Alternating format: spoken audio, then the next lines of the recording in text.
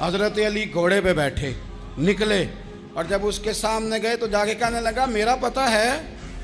हजरत अली फरमाने लगे तू अपना छोड़, मेरा पता है तुझे, मुझे तू जानता है।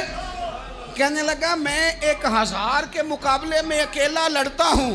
हजरत अली शेर खुदा फरमाने लगे पता नहीं तू किन से लड़ता रहा है, जाने वो कौन है जिनसे तू लड़ता रहा है, वो कौन 1000 थे जो तेरे मुकाबले में आते थे, पता नहीं। तो कहने लगा मेरा नाम मेरी माँ ने अमर बिन अब्दे वुद रखा है। फरमाया छोड़ तू, मेरी माँ ने मेरा नाम हैदर रखा है।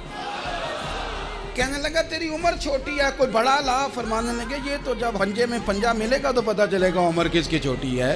अभी तू कहानियों से मुतासर करना चाहता है, तू चाहता है कि तू प्रेशर डाले और मैं तेरी बात सुनूं, तो मुकाबले में आ, डींगे ना मार, कहानियां ना सुना। दीवारें हिलती रहती हैं और दर कांप जाता है।